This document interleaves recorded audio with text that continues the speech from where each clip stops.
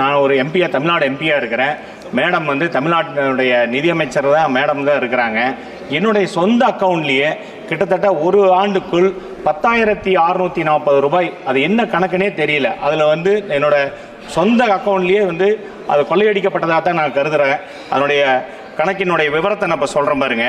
1/1/2024 என்னோட கணக்கினுடைய தொகை, நடப்பு கணக்கினுடைய தொகை 28,374 ரூபாய்.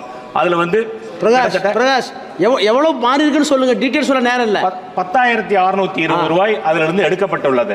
அது வந்து அதாவது மினிமம் பேலன்ஸ் இருக்கையிலேயே இந்த தொகை வந்து எடுக்கப்பட்டுள்ளது. இதுபோல பல லட்சக்கணக்குகள் உள்ள இந்த நமது நாட்டில் இவ்வாறு ஒரு முறைகேடு நடப்பது, ஒரு எம்பியினுடைய அக்கௌண்ட்லேயே இவ்வளவு முறைகேடு நடந்ததுன்னா இதுவே ஒரு பெரிய ஆதாரமாக நாம் கூற முடியும் என்று நான் கருதுகிறேன். ஒவ்வொரு குடிமக்களுடைய வங்கி கணக்குகளிலும் நம்ம கொள்ளையடிக்கப்படுவதாக நினைத்து கொள்ளப்படக்கூடிய இந்த தொகை அனைத்தும் திரும்ப செலுத்தப்பட வேண்டும்.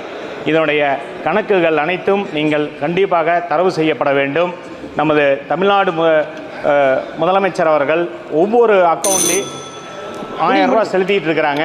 அதை வந்து இந்த மினிமம் பேலன்ஸை மெயின்டைன் பண்ணாமல் அவங்களுக்கும் அந்த 1000 ரூபா வந்து அது ஒன்றிய அரசு எடுத்துக்கொள்ளுகிறது. நாங்கள் அங்கே 1000 ரூபா செலுத்துறத ஒன்றிய அரசு வந்து அது நூதன முறையில் எடுத்துக்கொள்வதாக தான் நாங்கள் கருதுகிறோம். அது நீங்கள் வங்கி சேவையில் இதை வந்து நீங்கள் கடுமையாக நீங்கள் ஆட்சேபனை சட்ட திருத்தம் கொண்டுகிட்டு வர வேண்டும் என்று நமது தமிழ்நாட்டைச் சேர்ந்த நிதியமைச்சர் அவர்களை நான் கேட்டுக்கொள்கிறேன். கண்டிப்பாக எங்களுக்கு நிதி கண்டிப்பாக தேவை.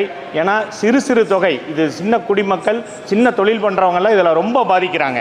அதனால் அதை வந்து நீங்கள் கண்டிப்பாக காப்பாற்றப்பட வேண்டும் என்று கேட்டு இதை கண்டிப்பாக நீங்கள் செய்து கொடுக்க வேண்டும் என்று கேட்டு